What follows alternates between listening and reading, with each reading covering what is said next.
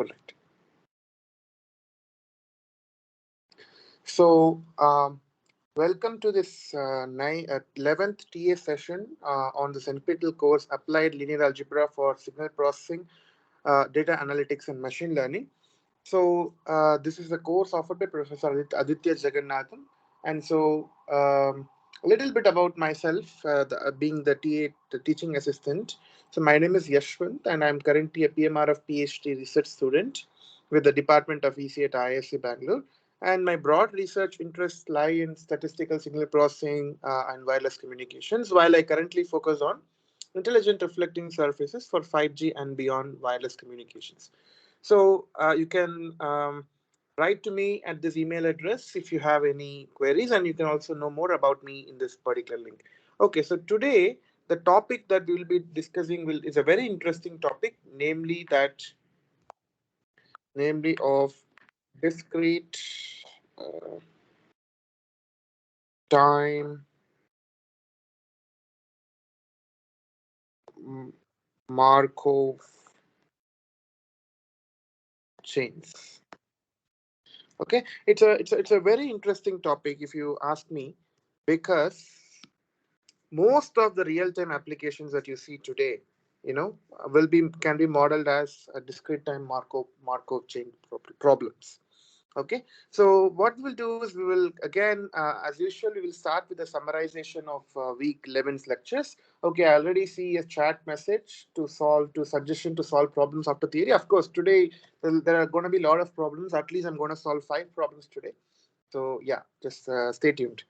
So let's begin with the summarization of week 11's lectures. So in this particular week, the notion of stochastic processes were introduced. Okay, so stochastic processes are basically probabilistic models in order to capture the evolution of a particular system as a function of time. Okay, so for example, it can be modeled as a time series. Okay, so what I mean by time series is uh, 1 minute. Um, Let me just check if my recording is still on. Just a minute. Okay. Okay. So discrete time processes. So sorry, the time series is one of the ways in order to model a particular stochastic process. So time series is nothing but consider that you have some variables xn. Okay. So you can think about xn basically is a random variable, and n ranges from 1, 0, 1, 2, 3, and so on.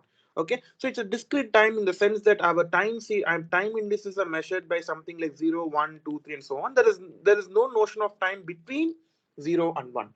Okay, so that is basically is what is called a discrete time series, and xn basically comes as an evolution of this particular time series. Okay, so every xn for every n will be it will be one of the values from the set S. Okay, the set S is what is called the state space of a particular Markov chain. So let us now see an example. So for example, if you consider xn, one example to basically see what this time series can be in real life time. This xn can be a stochastic process which models the temperature of a city on day n. For example, x1 measures what, let's say x1 is equal to 35 degrees, x2 equal to 40, x3 equal to 45. That means on day 1, the temperature was 35 degrees Celsius at a particular city. On day 2, the temperature is 40 degrees Celsius at a particular city. On day 3, you had some other temperature in the same city. Okay, so the variable n denotes the date, the day on which your temperature is recorded. So that can be one example. And of course, why is it stochastic? Because if I know x1 is equal to 30, right? X2 need not be 30. X2 could be anything. It could be 40 or 50 or 35. It could be anything. It can be any realization from the state space from which we know. Okay, so that's why it's a stochastic process. The value that is going to be realized for xn is not going to be the same as the value that you're going to be realized for xm whenever m is not equal to n. That's why it's random. Stochastic is nothing. So the other meaning for stochastic is but nothing but randomness. So basically, you have a random. It's also called a random process. A stochastic process is also called a random process. Random process means at every time instant, the realization is a random parameter which cannot be predicted, which cannot be told with surety. Okay, so this particular temperature modeling in a particular city on day n can be represented as a stochastic process. Okay, for example, if I know that, if someone told you a priori that the temperature recorded in the particular city can only be coming from this set, 30 degree, 40, 35, 40, 45. Let's say that this particular city can have only one of these four temperatures on any day. Okay, then this set, that is basically set of all possible outcomes, is called the state space. Okay, this is a finite state space, meaning that this set of all possible outcomes is a finite set. Okay, if this is your state space, then the evolution of your time series can be x1 can be 30, for example. X2 could be 30, sorry, x2 could be 35, x2 could be 35, x3 could be 40, and so on till some n arbitrary n could be 35. So it will keep on alternating. Okay, now if you measure the same thing after 1 month, this needn't be 30, it could be 35, this could be 30, this could be 40, no problem, and it keeps on going. So every time you measure, the process keeps on, the realization of the process keeps changing. That's why it's called a stochastic process or a random process. Okay, so let me also write it here. It's also a very valid name to call that as a random process.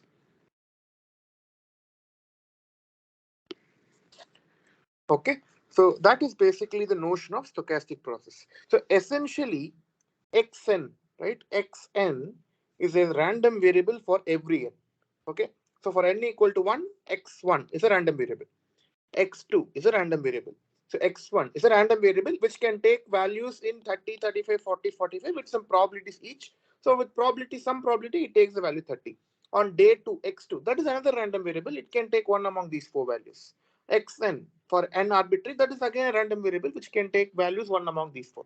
So that's why if you take a random process or a stochastic process and fix your particular n, right? Your subscript, you fix it, then it is like x1 or xi is a random variable. For every n, this letter xn, the variable xn is a random variable. And collection of all these random variables, that is x1, x2, and so on. The collection of all these random variables is basically a random process.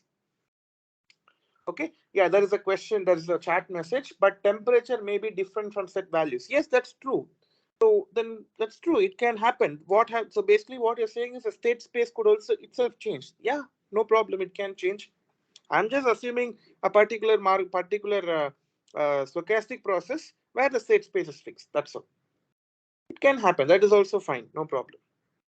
Okay, then what you should actually do is, this is not a state space. Include all possible values that the particular, the temperatures you can realize in a given city. Okay, that is basically state space. This is something like a sample space that we have seen, a few weeks back in the probability, right? Sample space is like the all possible outcomes. Similarly, this is also same thing. You should then write all possible outcomes that you can, think about it. For example, instead of saying it's a four valued temperature, you can say it is a continuous interval 30 degrees to 50 degrees. The values can be any number between 30 and 50 degrees. That is also a well defined state space. Okay, so I just gave an example here. Okay, so now I told that xn for every n is a random variable. Okay, and collection of these random variables constitutes the random process. If these random variables xn for every n belonging to set of all natural numbers are correlated, okay, then we can estimate the state of random variable xm if xn is observed. That is what I'm saying is, so state, so you can think of what is a state. State, you can think of it as a particular realization. Okay, realization means the value assumed by a random variable. For example, if you see here, the state of x1 is nothing but 30. Okay, so state space is S, that's a set, and every element of state space is called a state. So 30 degrees is one state, 35 is one other state, 40 is another state, 45 is another state. So basically, if this x1 equal to 30, that means, what I mean is, the random variable x1 is in the state 30. Okay, 35 degrees is a state in which x2 lies in. 35 degrees a state in which xn lies in. Okay, that means if that is with that particular context, you are read this statement again. We can estimate the state of random variable xm if xn is observed. That is, if I know, for example, x1, and if I know that x1 and x2 are correlated, then knowing the state of x1 can help me deciding the state of x2. Okay, that is not very surprising, because in the previous sessions we have in depth, we have seen on estimation theory and some based on Wiener filtering and the LMMSC filtering, which are all the heart of every such algorithm lies at the correlated nature of different random variables. Okay, now the special case of this correlated nature is as follows, namely that if suppose someone told you the state of these random variables, that is, x0, the state of x0, x1, x2, and so on till xn. You know the state of each of these random variables. Suppose someone told you. Okay. Now the question is, can we predict the state of xn plus 1? That is the future state. Okay, so that is a very natural question. For example, if I had observed the temperature, let's say today, yesterday, the day before yesterday, using these three measurements, can I predict the temperature of tomorrow?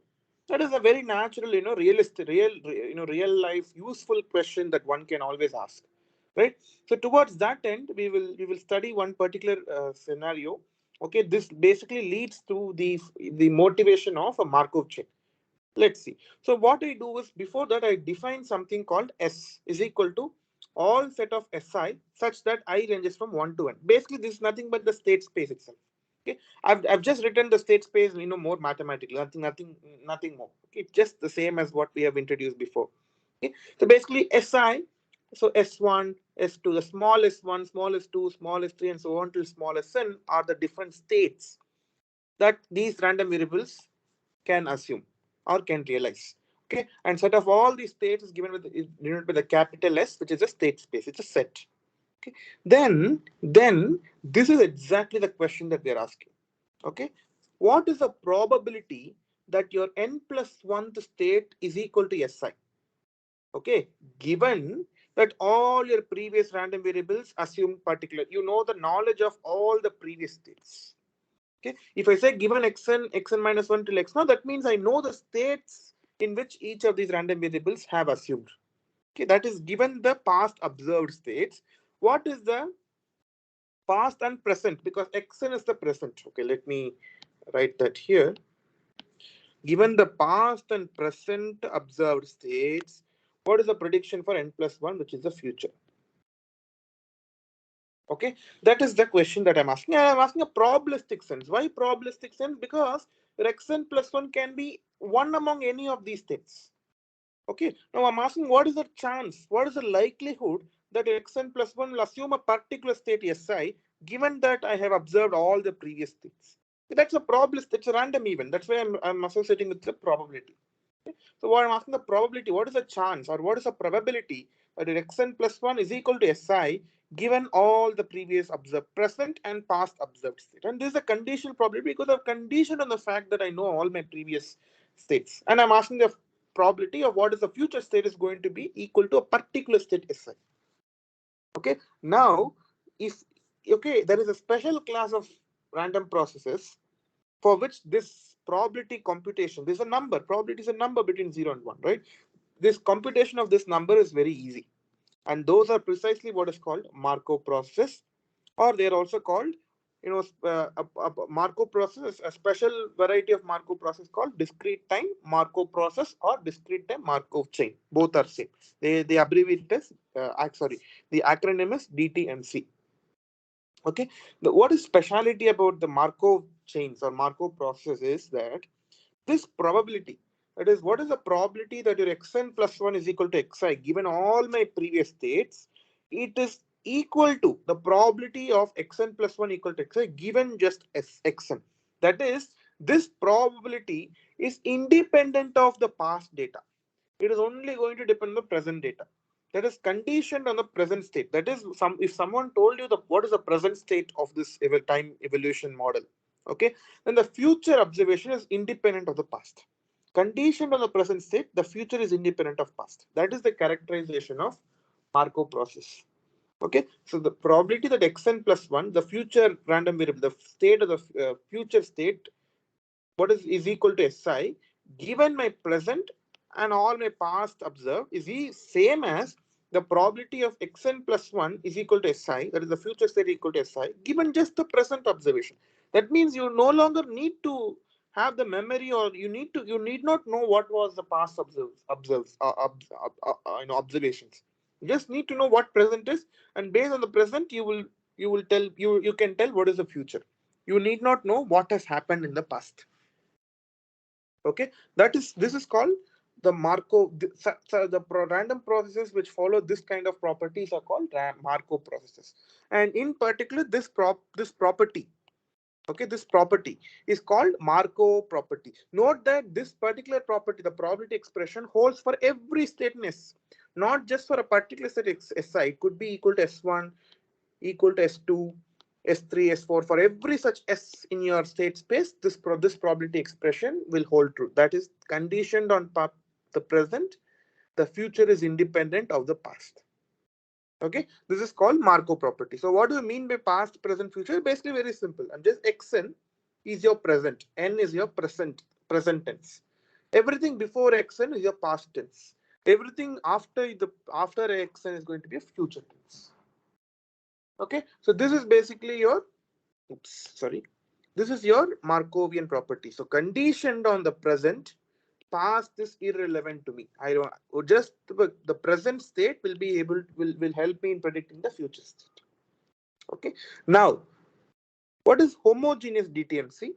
There's a special structure. There's a special random process called special Markov process called homogeneous Markov process, or homogeneous DTMC. That is, this particular probability value, that is probability of xn plus 1 is equal to some state Sj given xn, is independent of n. That is, if I ask what is this, let's say this probability of xn plus 1 equal to Sj given xn is equal to some number p.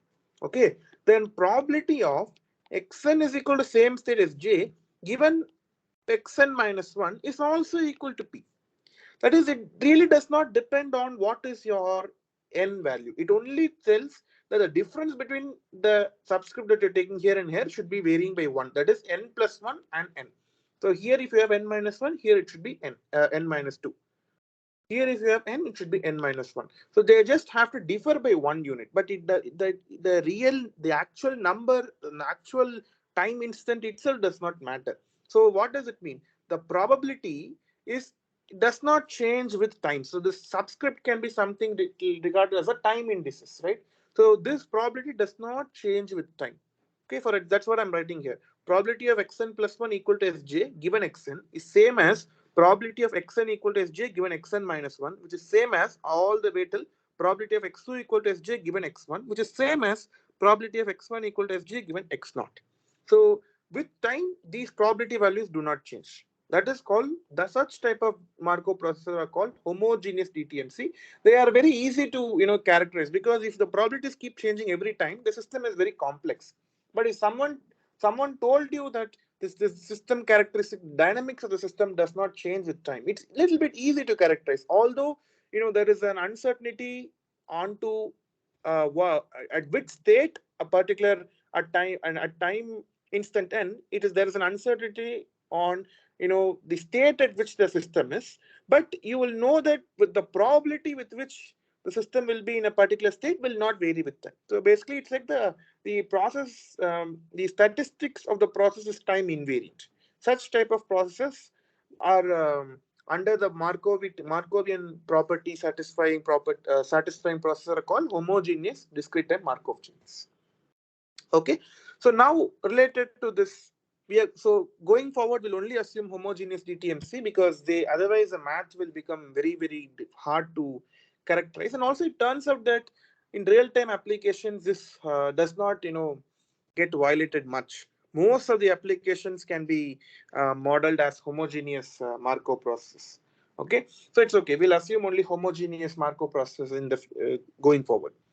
The next term is next very important aspect is the transition probability. Okay, so basically What is the transition probability? So probability of xn plus 1 equal to fj. That is the future, it assumes a state fj, given that the present state is si. Okay, so you're transiting from the state si to the next, in the next instant you're transiting to the state fj. What is the probability of this transition? Okay, from si to sj. What is the probability? That is denoted as Pij. This is basically the one-step transition probability from si to sj. Why one step? Because I'm generally concerned about xn to xn plus 1, not something like xn plus 2 or xn plus 3. So if I'm considering about xn to xn plus 2, it is called two-step probability. Okay, if I'm asking from xn to xn plus 3, it is called three-step transition probability. Okay, so the transition from si to sj is denoted as Pij. Okay, now similarly you can write the probability transition for every pair of sets, because you have, let's say, s1, s2, and so on till sn. Let's say there are n states. The next time instant also you have these collection of states, right? So from S1 to S1, S1 to S2, and so on to S1 to S2, S2 to S1, S2 to S2, and so on to S2. There are so many possible combination. In fact, there are n square such combination possible, right? What you do is you collect all these probabilities and stack it as a matrix. That is called transition probability matrix. It's a very important matrix. It's also abbreviated as TPM, transition probability matrix. So what we will do is, this is how we will read the matrix.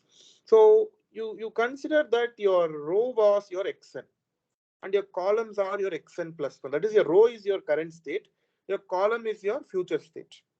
Okay, so the P11 denotes the transition from S1 to S1 itself. That is, S1 in the present state will go to S1 in the next state. S1 in the current time, and the next state is all in the next time instant you will reach in the same state S1. Then S2 to S2 is given by P22. Okay, now S1 to S2 is given by P12. That is, S1 to S2 means Xn is equal to S1 and Xn plus equal to S2. So basically what I'm saying is probability that Xn plus 1 equal to S2, given that Xn is equal to S1. Okay, from S1 to S2, that is S1 to S2 is given by P12. So this probability is equal to P12. Okay, like that you can fill the entire matrix. That is called your transition probability matrix. Okay, so that's what I've denoted here in the picture. You have a set of all states x, a set of these all the state space elements, the different states of the Markov chain. These are xn, that is the current time instant. Okay, and your future time instant, that is the next time instant, is xn plus 1, and these are again the state spaces. What is the probability that the current state in S1 will get transitioned into the S2 state in the next time instant? That is given to P12. SM in the current time instant will get transited to SN in the next time instant. That probability is given to PMN. Sorry, PNM. I think it's not PMN, it's PNM. Because IJ is the first one. So it is PNM. Yeah. It's called PNM. Okay, so that is based. This is also called. Okay, this is really not called the state. There's something called state transition diagram. Okay, we will see that. Okay, we will see that in problems. Once you know the transition probability matrix, you can draw something called the state transition diagram. We will see that in the problems today. Okay, now a property of a transition probability matrix is this. Okay, the property is that the row sum. Okay, let me just move this bar here. Okay, cool. So the property of a transition probability matrix is as follows. The row sum of any row in this matrix P. Okay, if I call this matrix as capital P. Okay, capital P is a matrix TPM. The row sum of any row in the matrix P is equal to 1. That is summation over Pij for all j equal to 1 to n. Means you take the column indices because you want to sum over rows. Is equal to 1, and this holds for any row. Okay, any row. That is a property of the TPM. Why is that the case? There's a very intuitive answer to this particular property, namely that let's take S1. Let's say you were in S1 in the previous time, in the current time instant Xn. Now, what is really the row sum? What is really the row sum? So row sum, what is a particular element? You see P11 plus P12 and so on till P1n. That is, you're summing up the probabilities that so P11 is the probability of transiting from S1 to S1.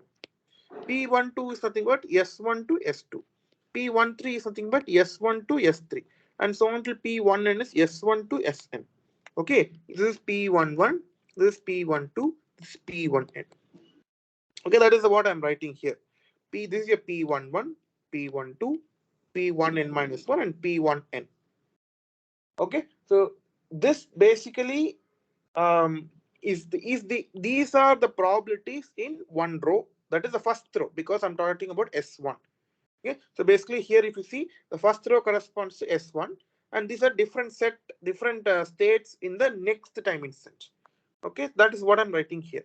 Now, if I sum over these probabilities, it equals to 1. That is basically the property. Why is it the case? The case is very simple. It's very intuitive. See, if I'm in S1, in the next time instant, I will go only one across these states. I cannot go anywhere else. Correct? I can only go in one across these states. I can go from S1 to S1, or I can go from to next state X2, or I can go to Sn minus 1, or I can go to Sn. Only these are the possible allowed states. So, then if I'm asking the sum of these probabilities, what I'm asking, what is the probability that S1 will go to these states? That is a sure event. It will go to only one of these states. It will not go anywhere outside. That's why if you sum up all these probabilities, it becomes 1. Okay, that is the intuitive reason behind why the row sum of the transition probability matrix is always equal to 1. Since S1 has to go to one of the n states in n plus 1, surely that is it is 100% confirmed. That is the reason why your row sum is always equal to 1. Okay, there's a question in the chat. Xn plus 1 cannot have x1 if xn is s1. No, no, that's not correct. X1 plus 1 can also have s1. See, that means what? If I write like this, s1 will go to itself. That is how the state transition diagram will look like. Okay, so S1 will be means what does it mean? The next time, for example, if today your temperature is 35 degrees Celsius, why cannot be that tomorrow temperature can be 35 degrees Celsius? It's possible. So S1 can go to S1 also, but with some probability P11. That's all. Okay, so that is very well possible. So it all depends on the application. It's possible that in some applications you can have S1 going to S1 itself. Okay, some examples which were discussed in the class in detail with some numerical example which professor did was understanding the evolution of an industrial product reliability, whether it's going to be a failure product or whether it's a faulty product or whether it's an operational product, right? So that was an example that was discussed in class. The other example was to do with a stock market evolution where the different states were different stock prices. And then professor had described a Markovian process-based evolution of the stock prices. Okay, so these are the two examples that were given in the class. Okay, the next concept is m-step transition probability. So here we were discussing about just one step, that is going from xn to xn plus 1. How about now going from xn to some xn plus m where m is greater than 1? That is called m-step probability. For example, if I'm going from xn to xn plus 2, that's called two-step probability. So m is here a general number, m-step transition probability. Okay, so basically the question is, what is the probability that xn plus m equal to sj given that xn, the current time instant, was equal to si? Okay. This is your m-step probability. Okay, so how to do this? So basically, if I have say m equal to, means I'm considering about two-step probability. Okay, and let's say I want to know this probability. What probability? Probability of xn plus 2 equal to s2 given that xn is equal to sn. So this is what I have drawn the state here. So here I am basically in just a minute. Okay, I am in the current xn. See the probability that I'm interested. Xn is equal to sn. That means at time instant n, I'm in state sn. Okay, and I'm asking the question. I need to go to xn plus 2 is equal to s2. in xn plus 2 is equal to s2. What is the probability from jumping to Sn to Sn plus 2 is what is the question that I'm asking. Now, what are the different ways to reach S2? From Sn, I can either go to S1, and from S1, I can go to S2. I can go from S1 to S2, then I can go from S2 to S2. Similarly, I can go from Sn to Sn, I can go from Sn to S2. So basically, the entire probability, that is the entire chance of going from Sn in current time instant to a state S2 two time instance afterwards is characterized by these n set of events. Okay, that is you have Pn1, P12.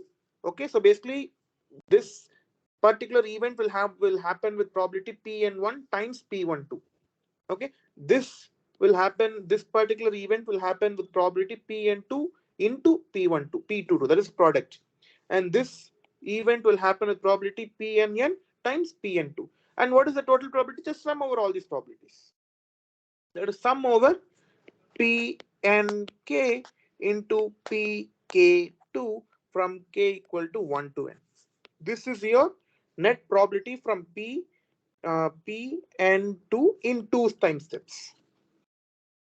Okay, this is how you compute a two-step probability for one particular pair of states, namely Sn to S2. Okay, so basically you can show that it looks little tedious, right?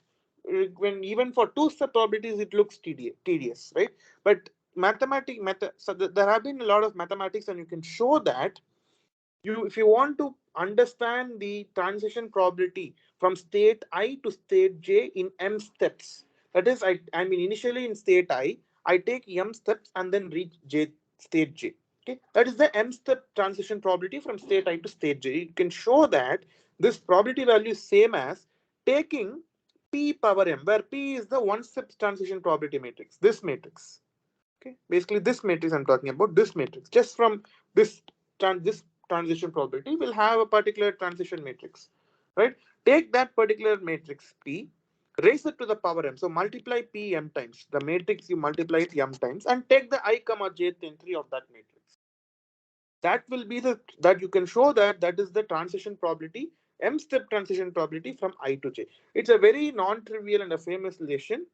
Okay, this is also called Chapman-Kolmogorov relation. Okay. It's a very famous relation in Markovian dynamics. Okay, it's called Chapman-Kolmogorov relation. That is, your m-step probability from I to j is same as p power m I comma jth element of p power m, where p is a one-step transition probability. Okay, so that's a very nice relation. And I think there's a final concept in Markovian process, namely of the limiting distribution of dt and c. That is basically what is the distribution of the states. So see, these were all transition probabilities, right? If someone tells me that I am in state Sn, what is the probability that it will go to S2? But each of these states itself will have its own probabilities. That is, what is the probability that I will lie in S1? What is the probability that the random variable xn will take the value s2? Okay, they themselves have a probability. See, these probabilities are conditional probability. Given that xn is equal to si, someone told you that your current state I am in si. Someone already told you. Okay, what is the probability that I'll go to sj in the nth time slot? But now there is a probability associated with this event itself. That is xn taking the value si itself, right? So every state itself has its own probability. Okay, so that will this particular characterizing this probability will be taken care of this limiting distribution. Okay, so let me directly go to this equation, pi equal to pi p. Okay, pi equal to pi p. Here pi is essentially the state probability. See, that is, if you have n states in the system, then this pi is an n length vector, each entry denoting the probability of a particular state. For example, here I'm denoting pi as a row vector. I think in the class professor had done with a column vector, but here I'm going to use a row vector. Okay, don't get confused, the concepts are same, just mathematical notations are slightly different. So if you see this first element of your pi is nothing but what is the probability that xn is equal to s1. I'm not using n here.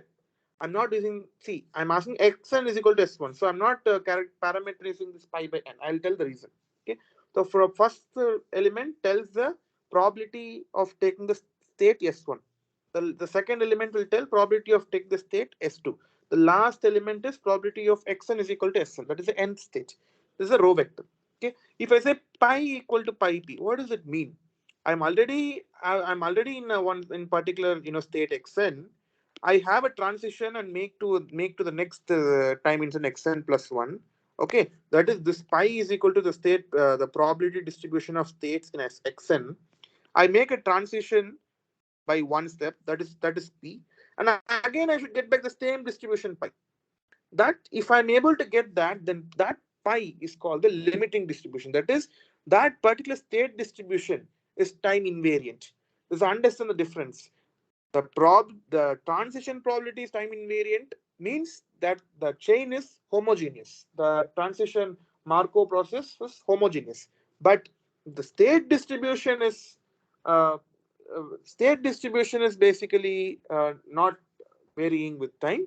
That's called a limiting distribution, or it's also called the stationary distribution. It's called the stationary distribution, or it's also called I forgot the name. Limiting stationary. One more. There's one more term, but it's okay. No problem. It's also called the stationary distribution of DTMC. Okay.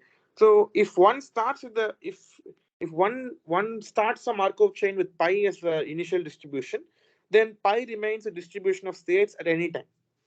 Okay. So pi p equal to pi is very important because that basically tells us the average limiting distribution. It's also called the invariant distribution. Sorry.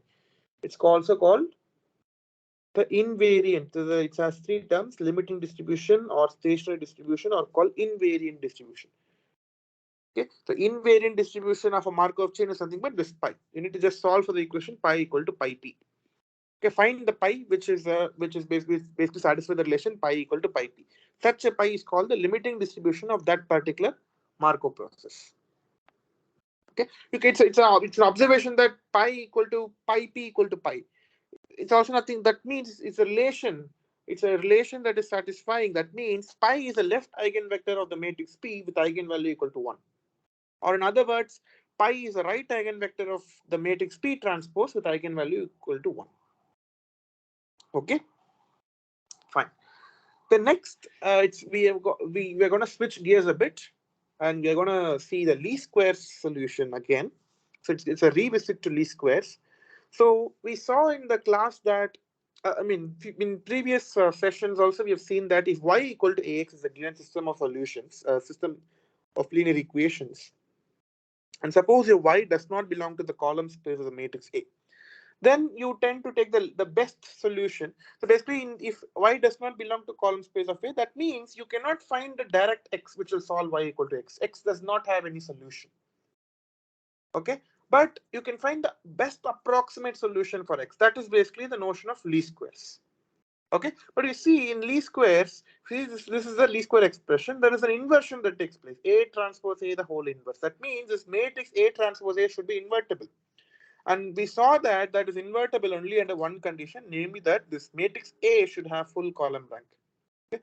But now, what if A is not full column rank? If A does not have full column rank, then you cannot define the inverse of this matrix A transpose A.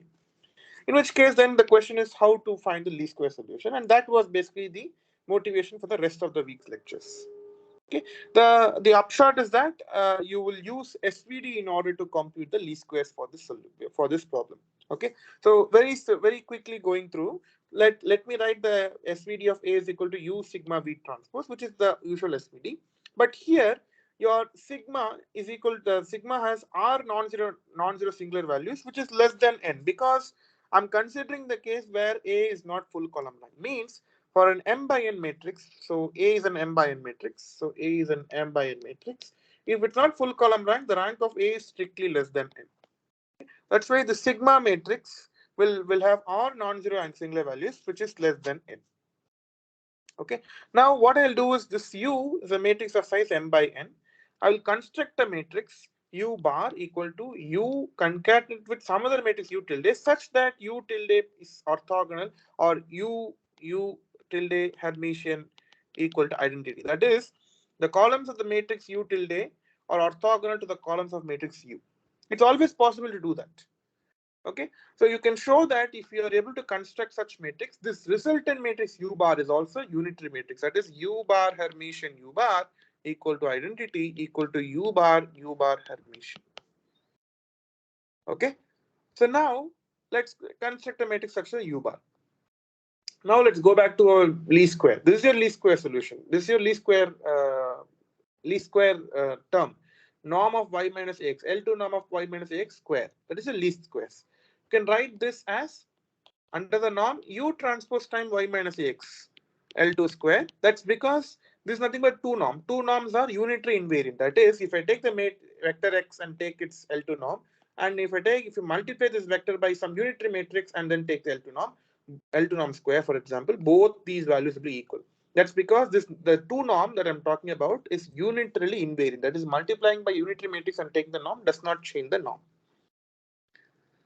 Okay, so then what you can do is then you can do u transpose times u y, just distribute it, minus u transpose into a, write the SVD of a, which is nothing but u sigma v transpose. That was our original SVD.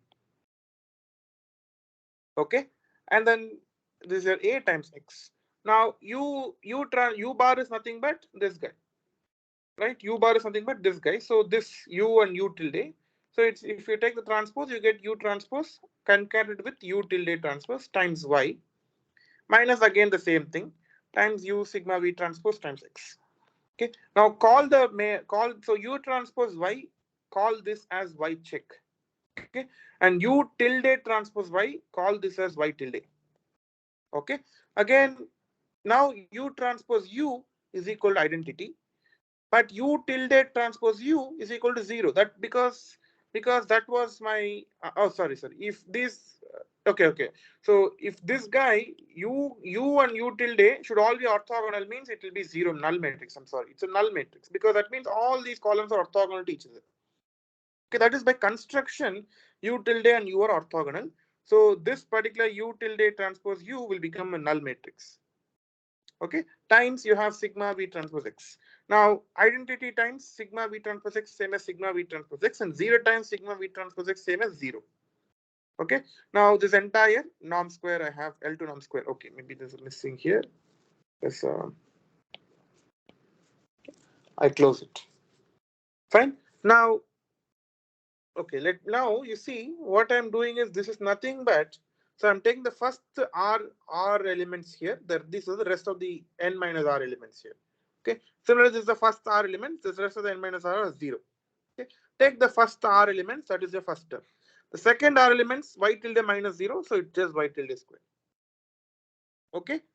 So now the only first term depends on x. So the least square solution will only depend on x. So you just need to find the value of x such that this first term is as minimum as possible. Right. So for that, what you do, you define your v transpose x as x check. Okay. Then what does it become? It just becomes like this. All your y and tildes time minus your sigma times your x checks. Okay, and then you can show that your optimal xi check is equal to yi check divided by sigma I, where I ranges from 1 to r. What about the other variables? There are n minus r other variables, right? There are n minus r other variables, all the free variables. So in order to have the minimum norm solution for x itself, just make all of them equal to 0. Okay, so then x check is nothing but your sigma inverse times 0 times y check. Why sigma inverse? Because I divide by sigma I here, and y is 0, so that your remaining x checks will become 0, so that this condition is satisfied. Okay, now what is x check? V transpose x. What is your y check? U transpose u transpose y, because you see here, that's how we define. U transpose y is nothing but u check, and V transpose x nothing but x check. Okay, so that is basically this particular expression, but take v to the other side, because v is a unitary matrix, so multiply v on both sides. This guy will get identity matrix, and this guy is just v. That is basically this expression, v times, I call this matrix as sigma pseudo. It's called pseudo inverse times U transpose times Y. So now this in between, so basically I had what did I have? Ax equal to Y, correct? But x is equal to, if x a is not invertible and is not full column rank, x is equal to a pseudo Y, pseudo inverse of a times Y, where this a pseudo inverse is given by this expression U sigma pseudo, V sigma pseudo U transpose. Okay, so basically what I'm saying is you define, let's say Ax equal to Y is given to you. Compute the SVD of A is equal to U sigma V transpose. You will get U sigma and V3 matrices. Now you have the sigma matrix, right? That will be of the form sigma and 0. Why? Because R is less than n, there will be some 0 component. Okay, you cannot define sigma inverse only because these sub-zero matrices will not have any inverse because 1 by 0 is not defined. This sigma is a diagonal matrix. It's a diagonal matrix. The inverse of a diagonal matrix is nothing but the inverse of the diagonal elements itself. But since you have your sigma is of the form how? Let's just write it down. Your sigma is of the form some sigma tilde and 0. Okay, if I try to write sigma inverse, that's nothing but sigma tilde inverse and 0 inverse. Okay, but 0 inverse doesn't exist. So the sigma inverse doesn't exist. That's why you define something called the pseudo inverse of sigma. It's defined as you only take the inverse of the elements in sigma tilde and leave the 0 as it is. Don't take the inverse of 0. That is precisely the expression that you're seeing here. Okay, so basically the upshot is the general pseudo inverse for any matrix can be computed by using SVD, where the pseudo inverse of A is dependent on the pseudo inverse of your sigma. U and V are same as the singular vectors that appear in your the SVD of A. Okay, so that is the upshot. But in case whenever the A becomes full column rank, okay, A is full column rank, you can show that this expression V sigma pseudo U transpose will boil down to A transpose A the whole inverse A transpose. I think this was shown by professor in class. Okay, so that was basically the gist of today's session. I mean this particular week session. So now we have to go and solve some problems related to this week's lectures. Okay, so before that, I see a question in the chat. Left eigenvector, please explain. It's very simple. Okay, so let me just take. Okay, so let me write part 2 and its tutorials. Okay, so let's take left eigenvector, right?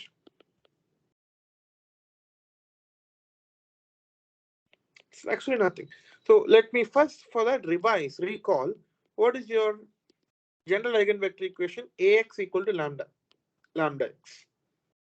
Okay, if Ax equal to lambda x, then lambda is called the eigenvalue of A and x is called the eigenvector of A. So we just know this much, but if you see more correctly, more precisely, this is called the right eigenvalue of A and this is called the right eigenvector of A. Why? Because it comes on the right side basically. This x comes to the right of matrix A. That's why it's called right eigenvector of A and right eigenvalue of A. But left eigenvector is nothing but those vectors and scalars lambda which satisfy the property x transpose A is equal to lambda into x transpose. Okay, then lambda is the eval of A in left sense and x is the eval of E vector of A left eigenvector. Okay, this x transpose nothing but row vector. Okay, because by convention any vector is a column vector, so it's a row vector. This is nothing but the left eigenvector of A. So if you see, for example, if you fix your lambda equal to 1, okay, then your x transpose A is same as saying x transpose. If I call this row vector as some other vector, let's say pi. So pi, let's say A equal to P. So pi P equal to pi. This was the limiting distribution equation that we saw. That's why I told pi is the left eigenvector of the matrix P. That's all. Because here pi is a row vector.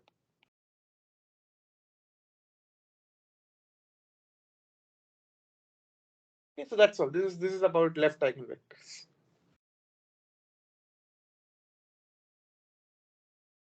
Okay, so now let's move on to today's question. So we this was okay. Let's start with question one.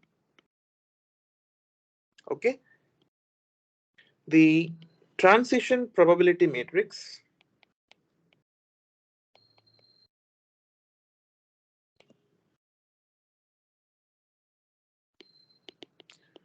of a Markov chain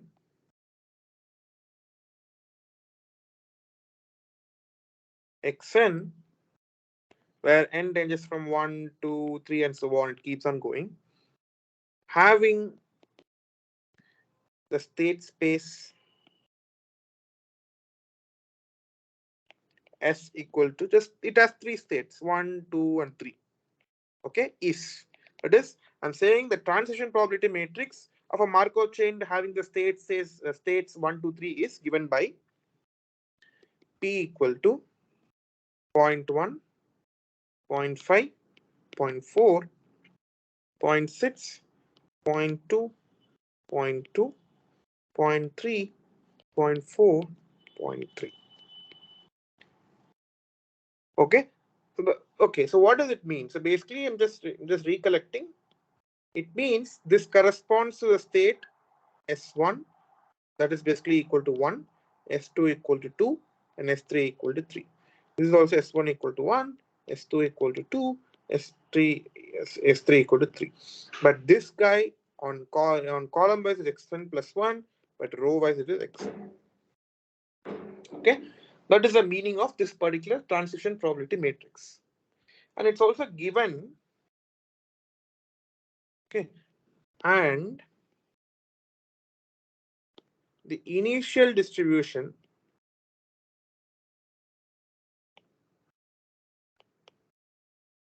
is P0. That is the initial distribution of states. Every state has its own distribution. 0.7, 0.2, and 0.1. Okay, these are the initial distribution. Okay, now the question is, find number one, P of x2 equal to 3. And number two question is, that is, P means probability that the second time, at the second time instant, the state will be 3. State of the system is 3. Second question is probability that the joint probability that x2 equal to 2, sorry, x3 equal to 2, x2, sorry, x2 equal to 3, x1 equal to 3, and x0 equal to 2. Okay, so this is the question that we have to solve now. Let's see the solution. So first, let's draw the state transition diagram. Okay, state transition diagram. This is actually not very relevant to the solution, but it gives a picture of how the system evolves with time, dynamics of the system. State transition diagram.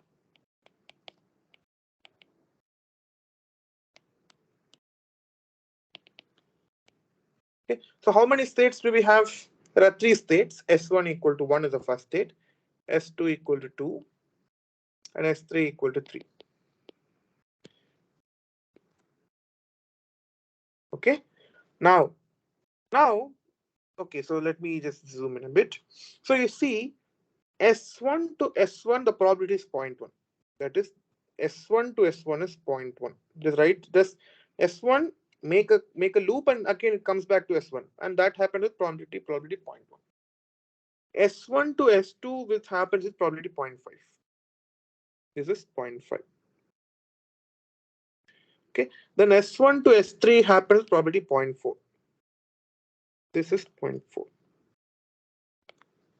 Similarly, S2 to S1 happens with probability 0.6. This arrow is very important. That tells from where to where. Now, can anyone tell me what is S2 to S2?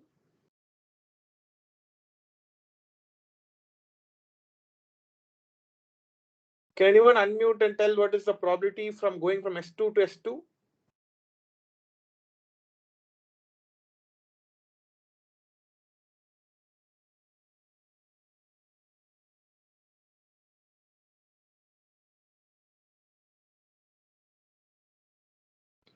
Yes. Okay. It's 0.2. Why? Simple, right? See, S2 is your initial state and S2 is the final state. What is the corresponding element? Second row and second column is 0.2. So this number is supposed to be 0.2. And S2 to S3 is, what is S2 to S3? That is, what is this probability? S2 to S3. What is S2 to S3 probability? Yeah, anyone can you please unmute and tell? S2 to S3. S2 to S3 is showing 0.2, but Yes, correct. So S2 is to S3, 0.2. That is the probability. So 0.2, right? 0.2 on top of this arrow mark. Now, what is S3 to S2? Can you tell me what is S3 to S2?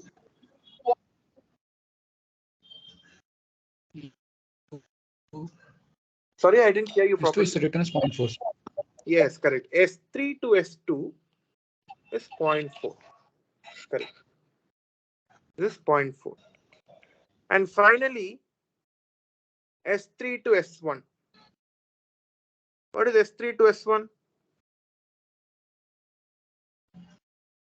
Probability is 0.3. S3 to S1. This is 0.3. And S3 to S3 itself. What is that probability? Yes. S3 to S3 is 0.3. The last column, right? The S3 to S3. 0.3. Okay. So this is also called the state transition diagram. Okay. So this is often used in Markov process, Markov analysis of a Markov process. It basically gives a pictorial representation of how the system dynamics of the system evolves. Okay, some of you would have also seen this in many applications. For example, even in digital electronics, there's something called Mealy and Moore machines. They construct all these digital circuits, hi-fi application-oriented digital circuits using this concept only. Because they're all Markov process-based, concepts. Fine. So this is called the state transition diagram. But now let's go on to the first question, namely that find the probability that x2 equal to 3. Okay. So question is probability that x2 equal to 3 is what? Okay. So basically what I'm saying is, so this is nothing but, so what I'm saying is you have this, let me just write a different color. You have x2. What is the state? S1 equal to S1, S2, S3 equal, this equal to 3. I'm asking a question, what is the probability that S2 equal to 3? That is this state. Okay, x2 equal to 3 is this state. Now, how to find this probability? Basically, you need to go back to how. Can anyone tell me how? Let's see how, if people are you're able to respond. Can anyone tell me how to find this? What I'm given with is an initial distribution, and that is basically what I'm given is, let me just write it down properly. So I have probability, I have I have x1, x2, x3.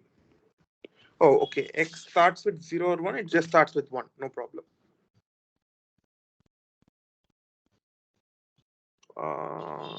Okay. So I have X naught also.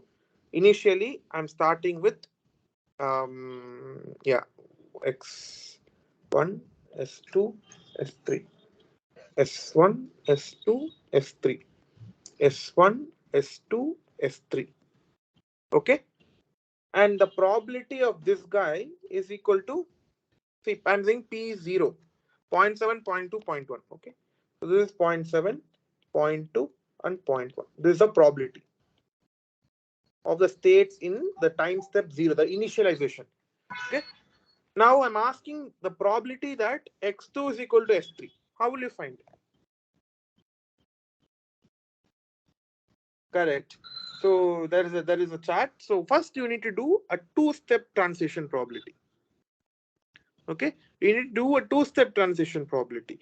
Okay. So let's first do a two-step, because see, let me write an expression, because your probability that x2 equal to 3 is same as, can be computed as probability that x2 equal to 3 conditioned on x naught equal to I times probability of x naught equal to I. This is nothing but a total law of probability, right? X1 equal 1 equal to I equal to 1 to 3, because this is different states. Okay, this is nothing but total law of probability.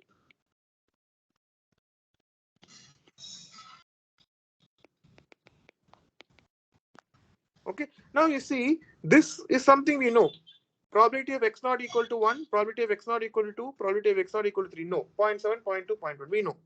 But we don't know this guy. But this is precisely your two-step probability, right? This is precisely your two-step probability. So now tell me, I am given the one-step probability matrix here. How to find the two-step probability matrix? If I know the one-step probability, how to find two-step probabilities? That is what we discussed, right? The Chapman-Kolmogorov equation. Just square the matrix of P and then take the I comma jth element. Okay, so two-step probability matrix. Two-step transition probability matrix, TPM.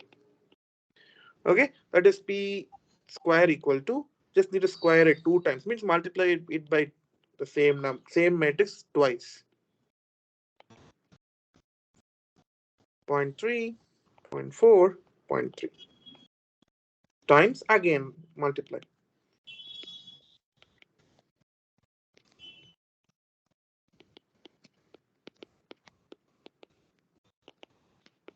Okay, so you can show that this if you multiply these two matrices, the answer will come out to be something like this. I just pre-computed it, so I'm just writing it directly. Equal to 0.43, 0.31, and 0.26, 0.24, 0.42, and 0.34, and 0.36, 0.35, and 0.29. Okay, so that means, so what is, now tell me the probability of, let's say, x2 equal to 1 given x naught equal to 3. Can anyone tell me what is this probability given p square? X2 equal to 1 given x naught equal to 3.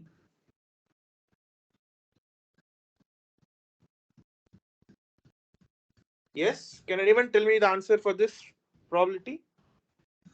X not equal to 3. Yes.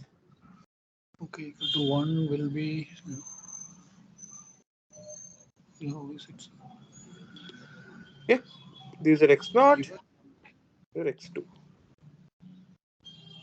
X not equal to 3. So x naught equal to 3 means I'm going in the third row. Okay. Correct? And if I'm saying x2 equal to 1 means, see, x naught equal to 3 means, so let me write down, maybe, or let me write down different color. This is what this is nothing but 1, 2, and 3. I mean, s1 equal to 1, s2 equal to, and s2 equal to, s1 equal to 1, sorry, s2 equal to, and s3 equal to 3. The same as s1 equal to 1, s2 equal to 2, and s2 equal to 3, s3 equal to 3. Now this is nothing, the column is nothing but future x2. The row is nothing but x naught. So tell me, x naught equal to 3, where is it x naught equal to 3? This guy, this row. Where is x2 equal to 1? This row. So what is the intersection? What is the intersection? Okay, we need to sum 4, 3, 2, 4, 3, 6. No sum. It's just see, 0.36. exactly, just 0.36. Oh, That's all. It's just 0.36. okay. Okay. Now, okay, that is known now. But what are we asking? This question we are asking. Okay, probability that x2 equal to 3 given x naught equal to I, we need to compute for different time. Let's do that. Okay, so first the term, probability that x2 equal to 3 given x naught equal to 1. Can you tell what is this probability now? Can you tell? X2 is 3 and x naught is 1. Okay, x naught equal to 1 means your first row. And x2 equal to 3 means your second column. So what is the intersection?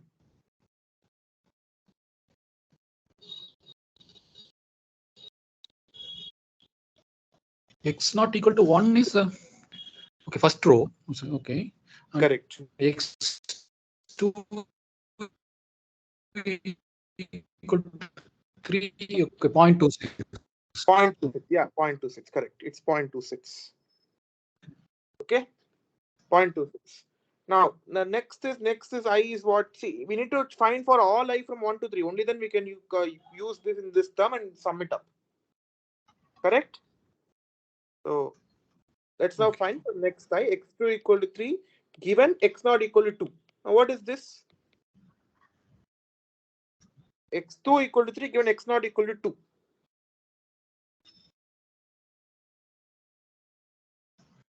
Yes? Not equal to 0.34. Yes, correct. 0.34. Next, probability that x2 equal to 3 given x not equal to 3. What is this answer now? Yeah, 0.29. Correct. 0.29. Okay. Good. Nice. So now it's simple. We know now it's very simple to find answer. Probability that x2 equal to 3 is same as summation I equal to 1 to 3. Probability that x2 equal to 3 given x not equal to I times probability of x not equal to I. This is the total of probability that I wrote up. Okay, this expression. So this is nothing but 0.26 into probability of x not equal to 1 is what? I gave na 0.7. Okay, into 0.7 plus next probability is 0.34 into 0.2 plus 0.29 into 0.1. Okay, if you just compute this and sum it up, you will get 0.279. That is, if I start my initial dynamics of the system at the states 1, 2, 3 with probability 0.7, 0.2, 0.1, after 2 time instance, the chance that I will be in state S3 will be equal to 0.279 or 27%. So with 27% of the time, I will land up in state 3 if I start my system with initial state probability is equal to 0.7, 0.2, 0.1. That is the meaning of this question. Okay, this answer, the result is that is the intuition, that is the physical interpretation of this result. Okay, the next question. Can you tell the physical implementation once more? Yeah. So basically, what does it mean by probability? Probability means I'm asking what is the chance that this particular event will happen. Okay. So here on the question that I'm asking is what is the probability that x2 equal to 3? That is at time instant 2, the system is in state 3. That is the question that I'm trying to ask. And basically what the result this says is if I start the system initially x naught with the distribution of states equal to 0.7, 0.2, and 0.1, then after 2 time instance, 27% of the time I will be in state S3, which is equal to 3. Okay. Okay. That is the physical interpretation of this particular answer. Okay, that is a chance. 27 to 0.279 is a chance. 27% is a chance that the second state, the system in the second, so state in the second time instant will be in S3, the third state. Okay, fine. The next question is, let's say part 2 is what is the part 2? What is the probability? It's a very, very interesting question. What is the probability that x3 equal to 2, x2 equal to 3, x1 equal to 3, and x naught equal to 2? That is, what is the probability, joint probability, that I'm initially in state 2, then for next time instant I'm in state 3, the second time instant I'm in state 3, for third time instant I'm in state 2. What is the probability that all of these will happen? What is the chance that this particular state evolution? Basically what I'm asking is, let's say there's at x naught, x1, x2, x3. Okay, these are your time instances. First I should be in S2, then I should go in S3, then I should go in S3, then I should go in S2. What is the probability that this particular path will be traced by the system? Okay, what is the probability that system will be having this state sequentially? S2 followed by S3 followed by S3 followed by S2. What is the joint probability of this event happening? That is the question. Okay, so it's a very interesting question. So we will see. Okay, we'll see the answer for this. Answer is as follows. So first, what we will do is we'll start from x0. Okay, start with x0. Okay, so what do you have? So then you need to ask what is the probability that x1 equal to 3 given x0 equal to 2. Now can you tell me this answer? X1 equal to 3 given x0 equal to 2. So this is a TPM, the transition probability matrix. X1 equal to 3 given x0 equal to 2. Yes, please can you tell me? X1 equal to 3 given x0 equal to 2. What is the probability of this event, probability of this transition from x0 to x1?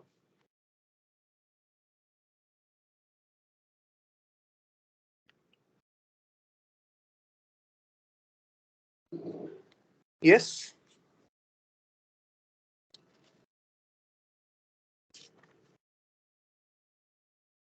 Any answer? See, In the x0 chat, equal yes, 0.4. correct. It's 0.4. See, x0 equal to 2. Right? That is the second column. X1 equal to 3. That is the third column. Third, see, this is the second row and the third column. What is the intersection? 0.2. Correct? See, if I'm saying x0 equal to 2, that means I should say that S2. S2 is S2 equal to 2, the second row. And next thing, the next time instant, I should go to state 3. That means the third column. So what is the intersection between second column and second row and third column? This number, 0.2, right? That is basically this value equal to 0.2. Okay, fine. Is it okay or not? Okay, sir. Now I'll ask this question. So this is given that x0 equal to 2, what is the probability that x1 equal to 3? But what is the joint probability? X1 equal to 3, comma x0 equal to 2. That is, I should have both happening. X0 equal to 2 also should happen. X1 equal to 3 should also happen. This is nothing but probability that x1 equal to 3 given x0 equal to 2 into probability that x0 equal to 2. Initial state itself, I have a probability. This is nothing but 0.2 as computed from here. Into probability that x0 equal to 2. What is this number? This given to us. What is it? 0.2. So this is equal to 0.2 into 0.2 equal to 0.04. Okay, so we have characterized the joint distribution of x1 and x0, but we still have to characterize x3, x2, x1, and x0. Okay, now let me ask this question. Now you can show that the probability that x2 equal to 3, x1 equal to 3, and x0 equal to 2, it is a joint probability that your zeroth time instant you will be in state 2, first time instant you will be in state 3, and second time instant you will be in state 3 is given by probability that x2 equal to 3 given x1 equal to 3 and x0 equal to 2 into the probability of x1 equal to 3 into x0 equal to 2. Okay, this is the joint probability expression. Now, can anyone tell me how to simplify the first expression? Okay, that is, I'm asking what is the probability that x2 equal to 3 given x1 comma x0? Can anyone tell me how to simplify this expression? Or can you please tell me how this expression holds true? I'm saying that this is same as saying x0 equal to x2 equal to 3 given x1 equal to 3 alone. I'm discarding x0 equal to 2 times probability that x1 equal to 3 comma x0 equal to 2. Can anyone tell me how the first term is correct from here to here?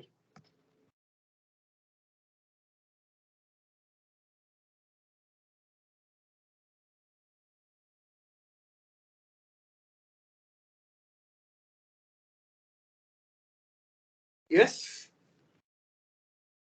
Yeah, it's a Markovian property. So what did we tell? Conditioned on the present, like x1 is your present. X2 and x0 are independent. So even if you know x0, it doesn't really matter. It doesn't really affect how your x2 will evolve. Your x0 will only affect x1. It will not affect x2, x3 and anything. So it is just sufficient for me to know x1. You can just ignore the information that x0 equal to 2. So this is by Markov property. Okay. This is equal to this is again what? A one-step probability. X2 equal to 3 given x1 equal to 3. What is this value? Please tell me. Going back to this. So I'm asking this question.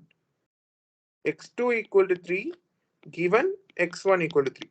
Now tell me what is the probability? X2 equal to 3 given x1 equal to 3. Yes.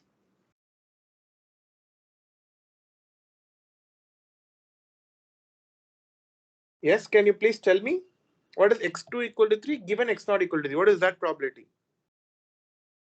X2 equal to 3 given x1 equal to 3.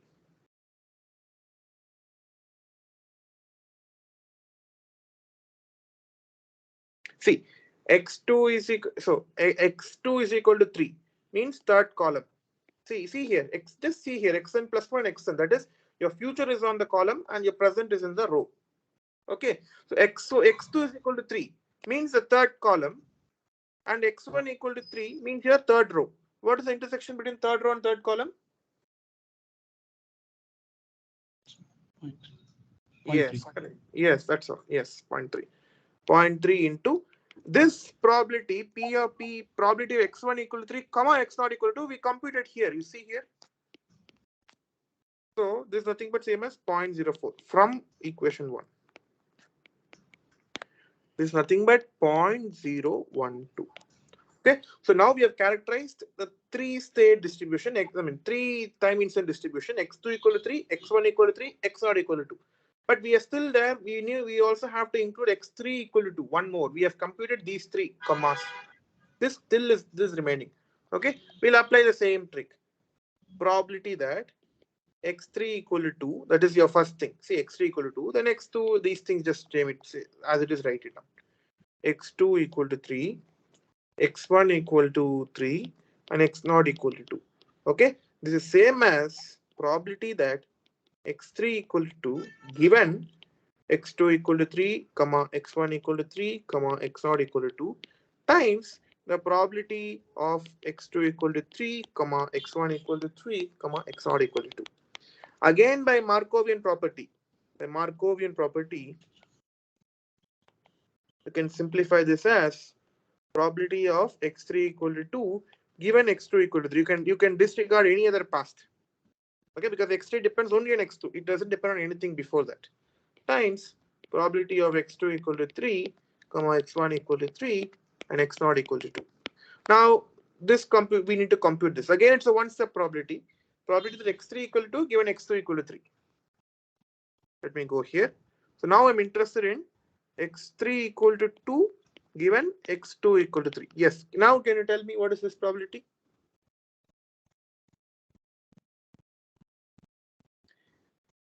X3 equal to 2 and x2 equal to 3. So initially you are in third state. That is the second time instant you are in third state, and the third time instant you should go to second state.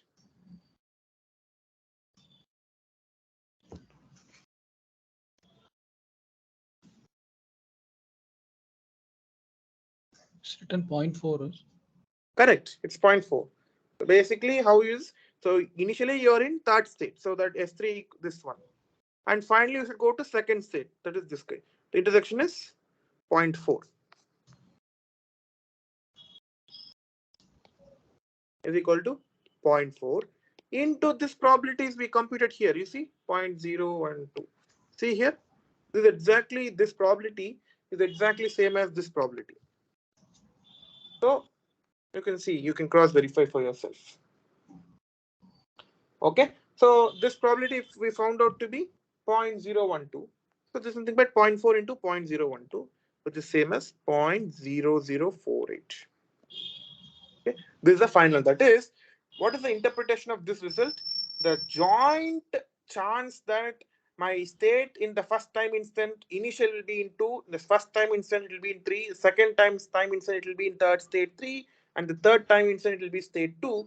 The joint chance of that is equal to 0.48%, which means a very, very less chance event that this particular path will be traversed by the dynamics of the system. Okay, so that basically finishes the first question. We are now at 7:22. What we will take is we will take a break and then we'll come back and we'll solve 2 more problems. Okay, we will meet back at 7:27. Okay. So next question will be more interesting. I mean, next 2 questions are very interesting. Please stay tuned. Okay, we'll use all properties of eigenvalues very nicely. Yeah, thanks. Just wait for 5 minutes. We'll continue. Only we 2 are there. Anupam. Yeah, it's okay. No problem.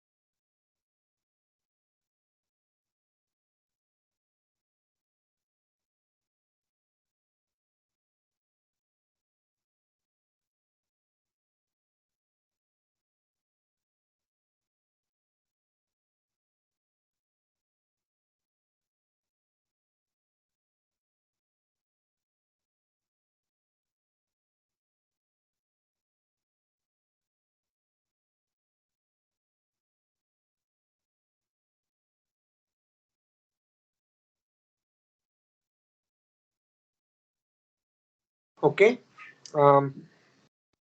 Let's continue.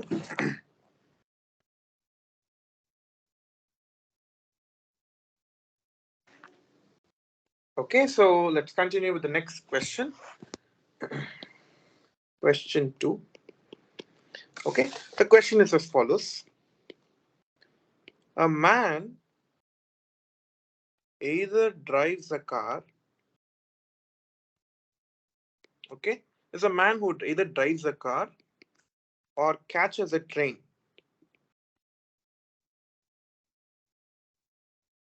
Okay, he catches a train or a car. So he goes only by two vehicles, car or train. Okay, to go to office each day.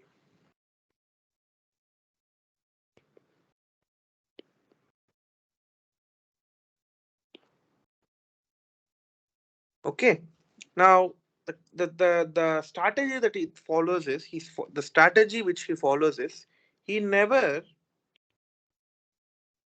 goes 2 days in a row by train if he drives one day. Okay, 2 days in a train. Okay, 2 days in a train, comma. But if he drives one day, that is, drives means drives a car. Okay, in bracket a car one day. If he drives a car one day, then the next day he is just as likely to drive again as he is to travel by train.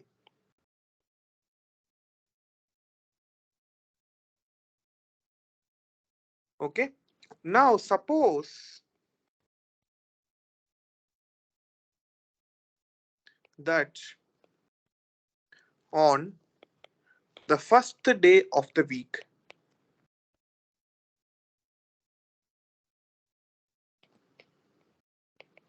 okay, the man tossed the fair die and drove to work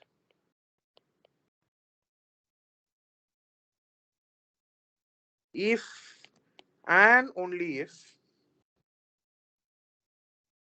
a 6 appeared. Okay, so this is the strategy that he follows. Okay, this is now the problem is A. Find the probability, okay, that he takes a train on the third day.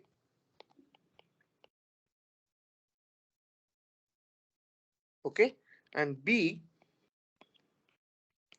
find the probability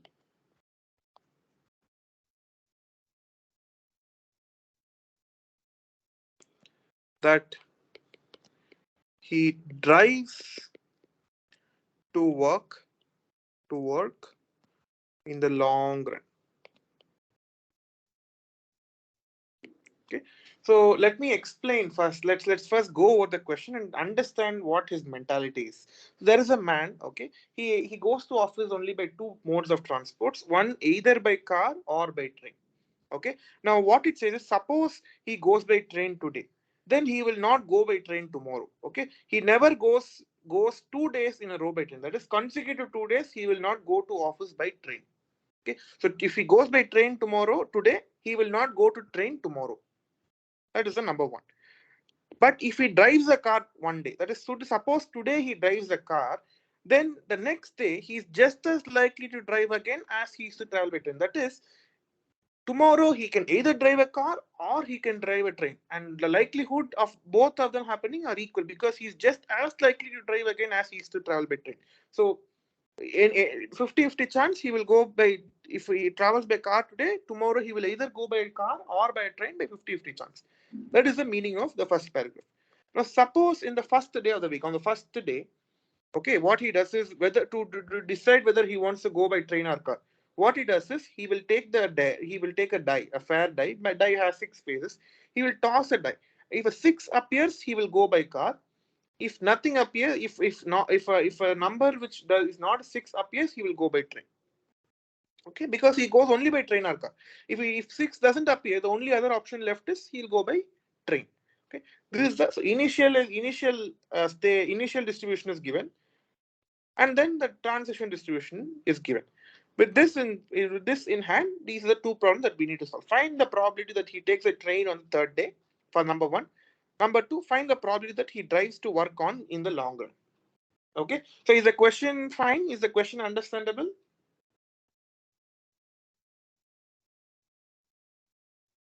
Yeah, can you please unmute and tell if the question is fine? Because if the question is fine, the answer will be very simple. Yes, sir. Okay. Oh, sure. Okay, let's see the solution.